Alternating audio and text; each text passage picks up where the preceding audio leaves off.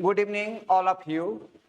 आज इस वीडियो के माध्यम से भारत में जो टीचर से संबंधित एग्जाम्स होते हैं, जैसे आप लोग जानते हैं सीटेट के सेंट्रल स्तर पर होता है, राज्य स्तर पर स्टेट होता है, यूपी में अलग टेट होता है, झारखंड में अलग टेट होता है। आप अगर टीचर बनना चाहते हैं तो आपको सीटेट या राज्य स्तरीय स्टेट या अलग अलग जो भी टेट है वो एग्जाम क्वालिफाई करना होगा, तभी आप टीचर्स बन सकते हैं, अदरवाइज आप टीचर्स नहीं बन सकते हैं। ध्यान दीजिएगा, टेट का जो एग्जाम्स होता है प्राइमरी के लिए अलग होता है, मिडिल्स के लिए अलग होता है, हाई स्कूल टीचर्स बनने के लिए अलग होता है। यहाँ पर जो मेरा वर्क है वह वर्क है 6 to 8 के लिए जो सीटेट का एग्जाम होता है उसका एग्जाम पैटर्न क्या है और उसमें क्या क्या पढ़ना है, उसका सिलेबस क्या है। ध्यान देना है, जो सीटेट का एग्जाम होता है वो ओनली फॉर ऑनलाइन मोड में होता है और उसका जो टाइमिंग होता है 2.5 hours, total number of question 150 होता है। जो क्वेश्चंस होते हैं वो अलग अलग सेक्शन में डिवाइड होते हैं, जैसे पेडागोजी से रिलेटेड 30 क्वेश्चन होता है आपका।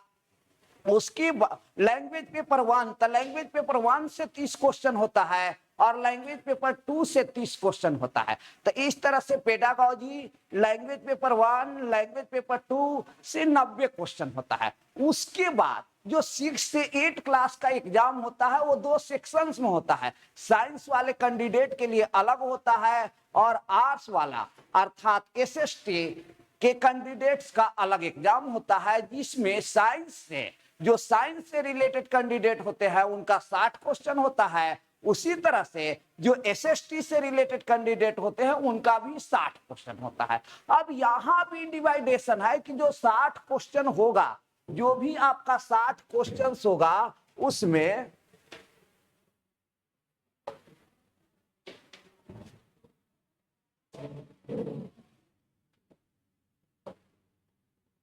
जो आपका 60 क्वेश्चंस होंगे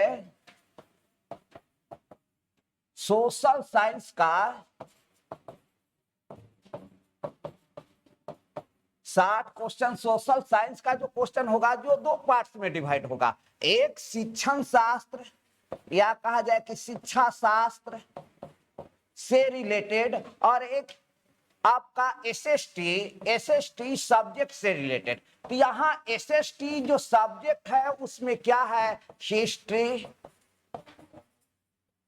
ज्योग्राफी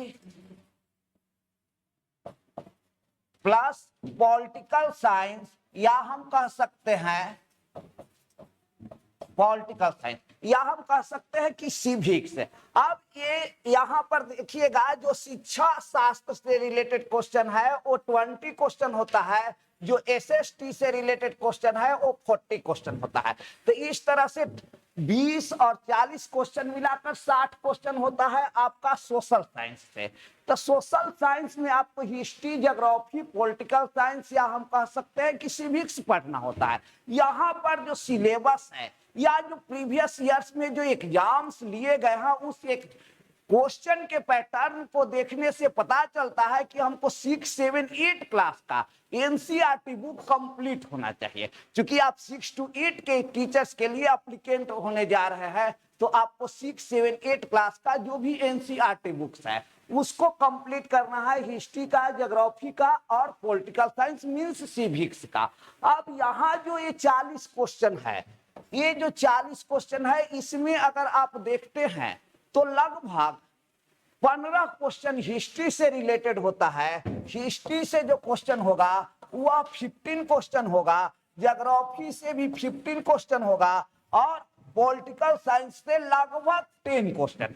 ऐसा नहीं है कि यही एक डिवाइडेशन है, लगभग एक अनुमानित जो क्वेश्चन होता है प्रीवियस ईयर्स के जो एग्जाम्स के क्वेश्चन है उन क्वेश्चनों को देखते हुए बताया जा सकता है।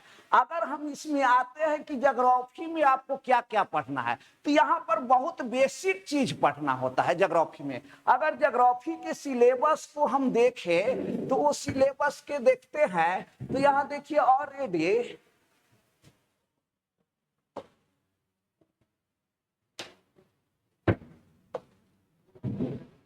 ऑलरेडी ज्योग्राफी के सिलेबस दिया हुआ है। यहाँ सिलेबस में फर्स्ट चैप्टर जो है भूगोल सामाजिक अध्ययन के रूप में अध्ययन कैसे करते हैं, ध्यान दीजिएगा जो बात बोला जाएगा। आप 6 क्लास 7 क्लास 8 क्लास की एनसीईआरटी बुक देखिए, वो टर्मिनोलॉजी से रिलेटेड है, अर्थात शब्दावली से रिलेटेड है। 6 क्लास की जो एनसीईआरटी बुक है उसका पहला चैप्टर है द यूनिवर्स, सौरमंडल के बारे में पढ़ना है। सेकेंड जो चैप्टर्स है उसमें क्या है, लॉन्गिट्यूड लैटिट्यूड अर्थात अक्षांश एवं देशांतर है।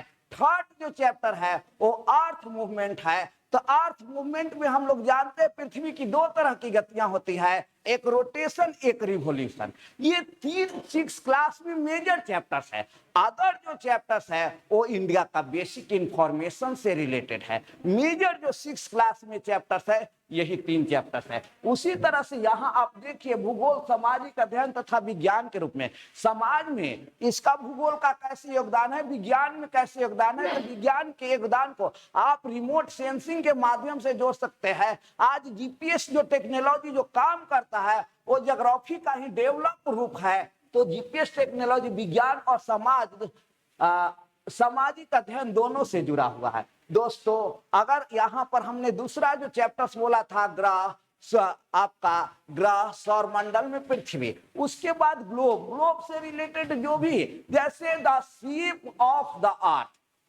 पृथ्वी का आकार कैसा है, तो जियोड है, भूआभ है, ना तो नारंगी के समान है, ना गोलाकार है, ना गोल है, वो कैसा है, भूआभ है। भूआभ मीन्स होता क्या है, पृथ्वी के आकार के अनुसार। जियोड मीन्स जस्ट लाइक अर्थ, तो पृथ्वी का शेप कैसा है, the shape of the earth means geode.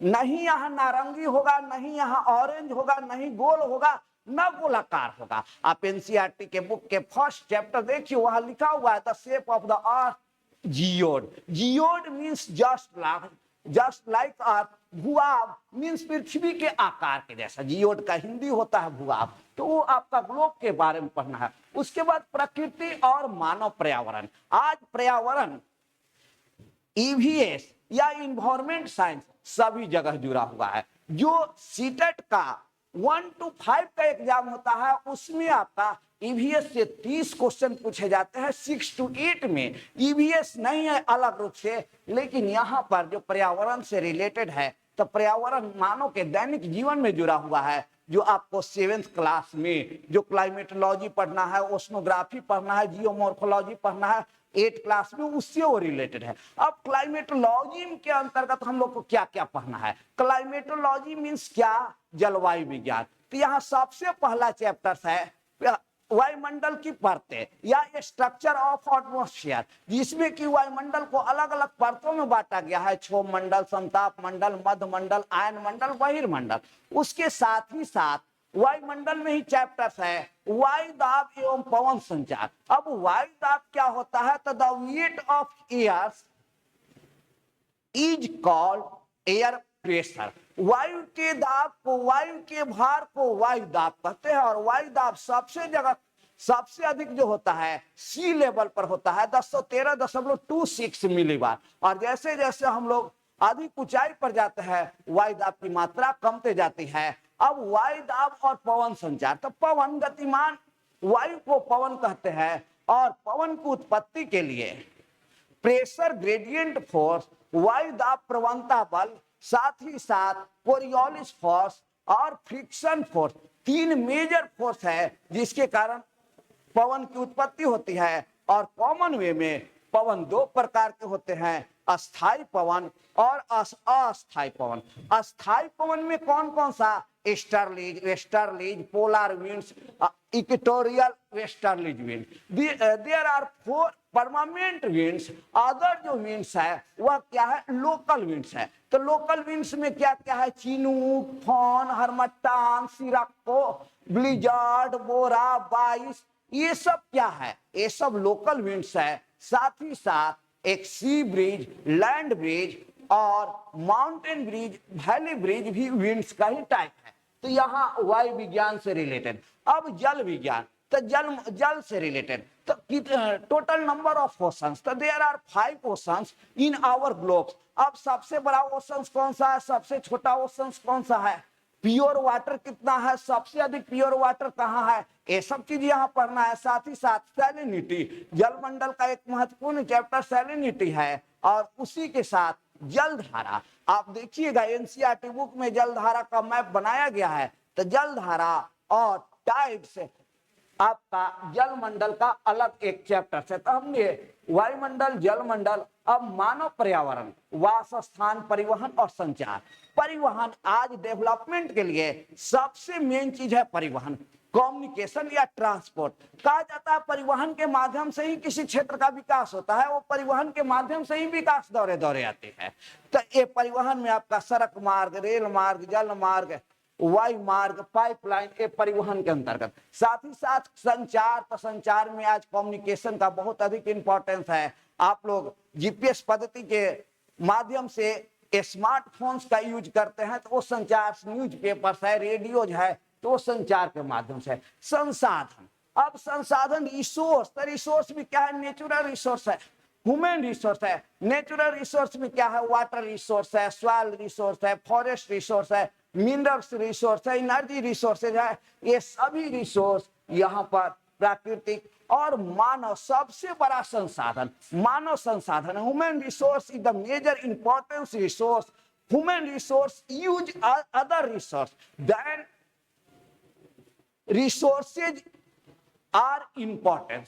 तो ये आपका हुआ। उसके बाद एग्रीकल्चर, एग्रीकल्चर एक मेजर यहाँ टॉपिक्स है। हम लोग जानते हैं भारत एक कृषि प्रधान देश है और भारत के 50% कार्यशील व्यक्ति कृषि क्षेत्र में डायरेक्ट या इनडायरेक्ट रूप से कार्यरत है। और जीडीपी में इसका कंट्रीब्यूशन भी लगभग 15-16% जीडीपी में इसका कंट्रीब्यूशन है एग्रीकल्चर का। तो एग्रीकल्चर कहाँ है, प्राइमरी सेक्टर में है। एग्रीकल्चर स्टेट लिस्ट के अंतर्गत है। अब यहाँ पर कृषि के अंतर्गत पशुपालन, मत्स्य पालन, वानिकी सभी को सम्मिलित किया जाता है। तो इस तरह से आपका ज्योग्राफी में जो सीटेट के एग्जाम 6 to 8 क्लास का होता है, उसमें लगभग 15 क्वेश्चन होते हैं, जिसका सिलेबस ये है। दोस्तों, अगर आप सीटेट की तैयारी करना चाहते हैं और पटना में कोचिंग लेना चाहते हैं, तो आप sure success civil services class से जुड़ सकते हैं। यहाँ पर ऑनलाइन और ऑफलाइन दोनों मोड में, साथ ही साथ English medium as well as Hindi medium में क्लासेज ऑर्गेनाइज करवाया जाता है। दोस्तों, आपको ऑलरेडी मोबाइल नंबर भी दिख रहा होगा, आप इस नंबर से कंसल्ट कर सकते हैं। मेरा यह रिक्वेस्ट है कि आप इस वीडियो को लाइक करें, साथ ही साथ वीडियो को अधिक से अधिक शेयर करें और चैनल्स को सब्सक्राइब करें। जय हिंद।